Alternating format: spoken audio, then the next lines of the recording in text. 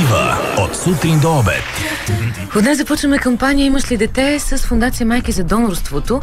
Един така чест гост в моето студио и като концепция, и като каузи, и като хора.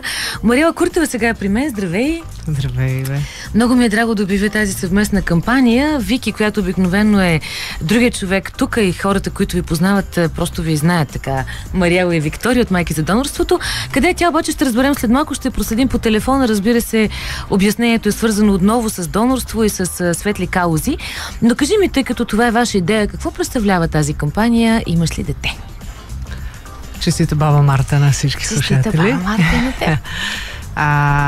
За мен е изключително удоволствие да обявим старта на кампанията "Имаш ли дете". Като цяло въпроса за мен лично е страхотен. Той поражда след себе си страшно много въпроси. Той не спира до "да, имам" или "не, нямам". И оттам нататък всички тези въпроси следват след себе си нови и всъщност нашето ежедневие е това. Имаш ли дете?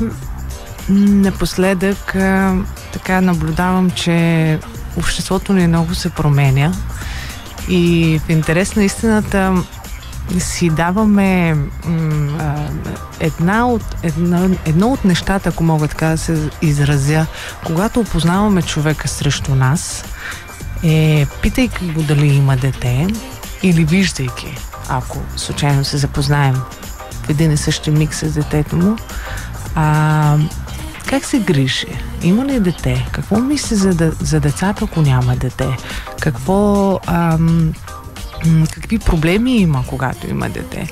И всъщност ние по грижата на човека отсреща за детето му, по проблемите, които има, по начина, по който той носи отговорност, по начина, по който той се ангажира към детето си, или ако няма дете, какво мисли за това нещо, ние се създаваме едно много, мога да кажа така, правилно мнение за човека отсреща. Преди години, когато се запознавахме с някой, хората питаха: с какво се занимаваш? Имаш ли приятел, приятелка, омъжена ли си, женен ли си? Напоследък обаче сякаш измерваме човешката стойност с това дали има дете, дали се бори за това дете, ако евентуално няма, и какво мисли като цяло по темата за детето. Оттам защо се случи това? Ти си идеята. Права, абсолютно си права, че някак имането на деца, пред това по минимум 2 на брой, и на времето е било някакъв вид нормалност и реализацията в живота, професионалната, е била сякаш някак си по-важна. Сега стана обратното. Сега става така, че хората, които имат проблеми, се впускат в решаването на проблемите да имат дете. Хората, които имат деца, се впускат в ежедневните си грижи, ангажименти по тях, било по-малки, било по-големи. Знаете, проблеми има страшно много. Като започнем от раждане, от помощ, първите месеци. Все по-късно забременяване, все по-големи случаи, по-чести случаи на някакъв вид стерилитет. И се оказа, че детето вместо дари нещо лесно, което се случва, сега е въпрос на тежки битки и понякога и десетилетни.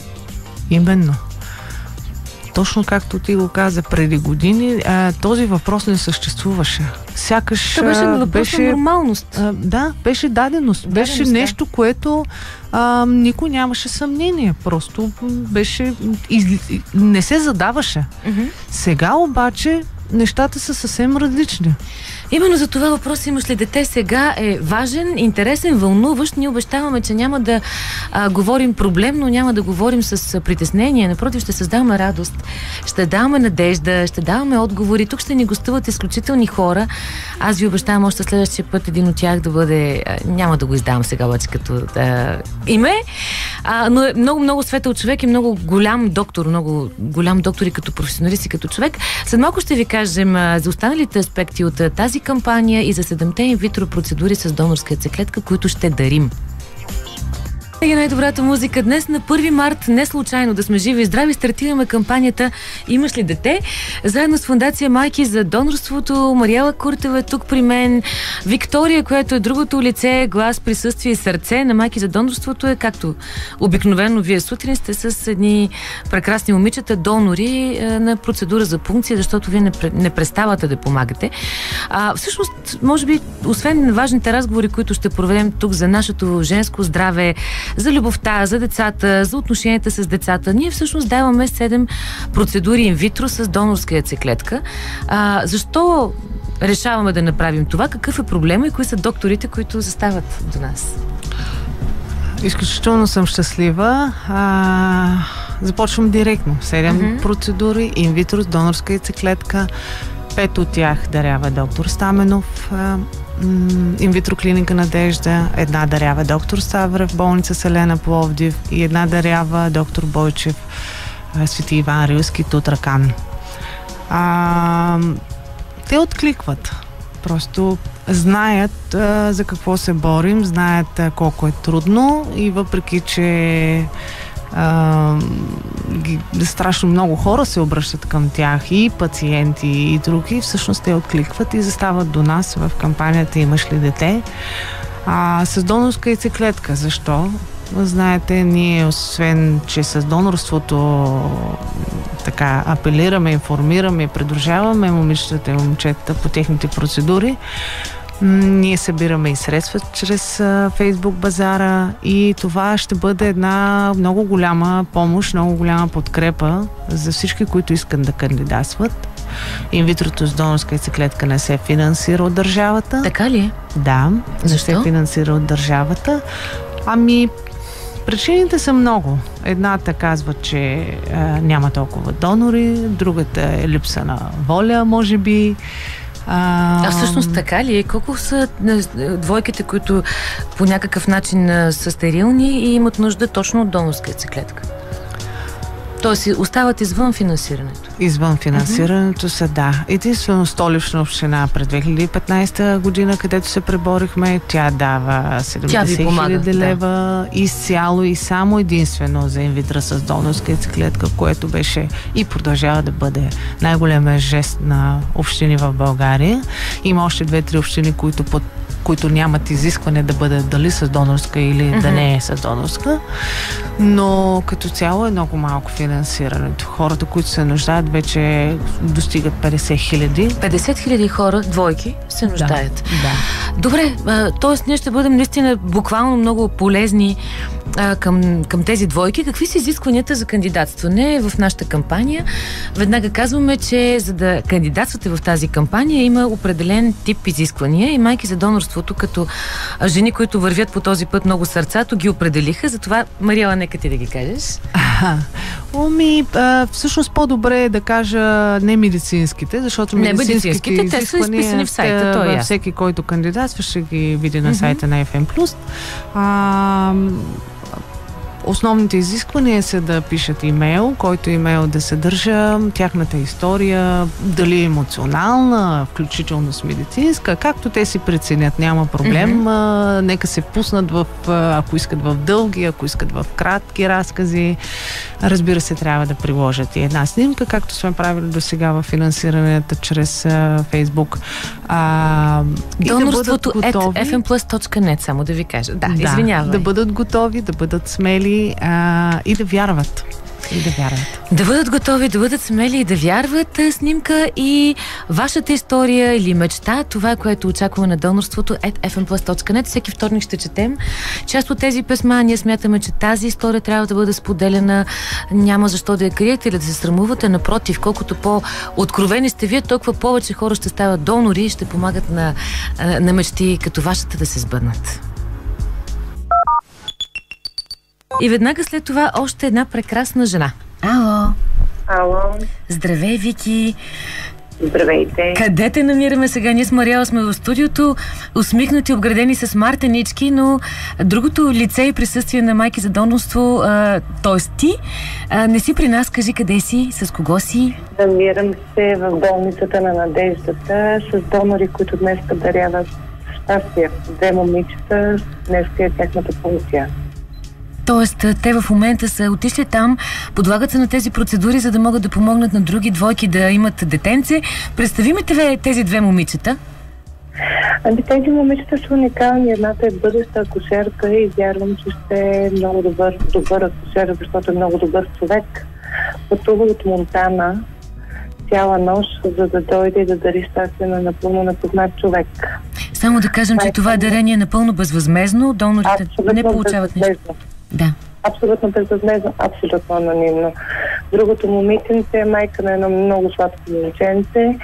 Също пътува, също поради същата причина. Когато ги попитах защо ще помогнете на някой, който не познавате, те казаха, че просто защото са майки.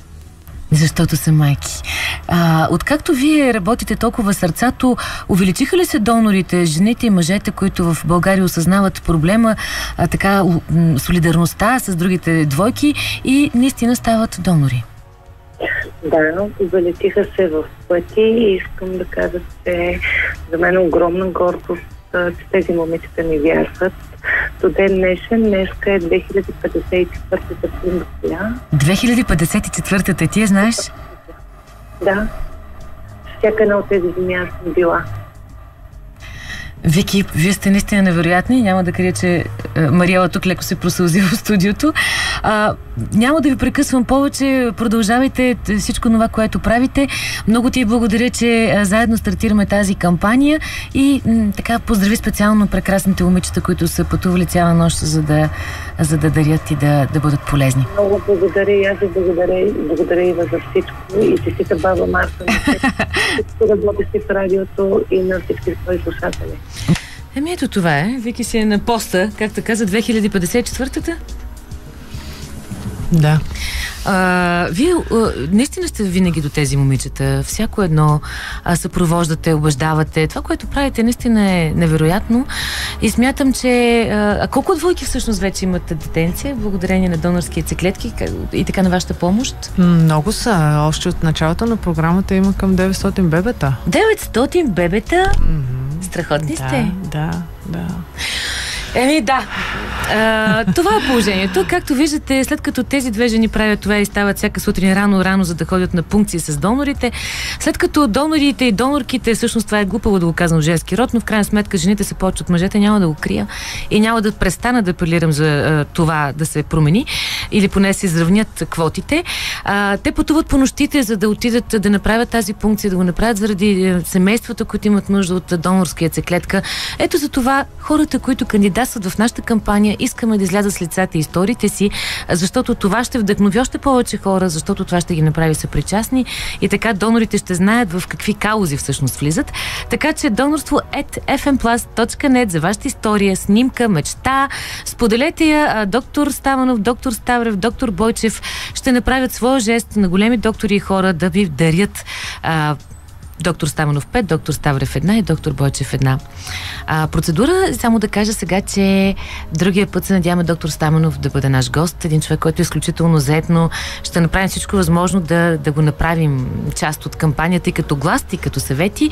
Мариела, много ти благодаря. Финални думички от теб. Финални думички. Щастлива съм. Много съм щастлива. И когато говорихме за донорите, много рядко казвам, че донорството, то, че е емоционално, винаги сме го казвали, но донорството ни прави много щастливи. Всички тези хора, 2000 души, които се срещаме, всички техните семейства, техните деца, техните истории, всичките, техния жест, тяхното ежедневие, техните проблеми. Имаше дете, идва и оттам. Имаше дете, също идва и оттам. Защото донорите са тези, които имат деца и ежедневно се сблъскат с грижите, отговорността на децата. Те са същите, които ни казват и защо тези, които все още нямат деца, трябва да ходят да се прегледат профилактично. Те също ни го показват. Защо хората, които се борят за деца, не трябва да са сами? Трябва да сме до тях. Просто трябва да сме до тях. Защото не може да се представите какво е щастието. Да. Една усмивка и нека с нея да завършим този път. През вторник, от 9 часа, кампанията "Имаш ли дете?" ще споделя с вас своята любов.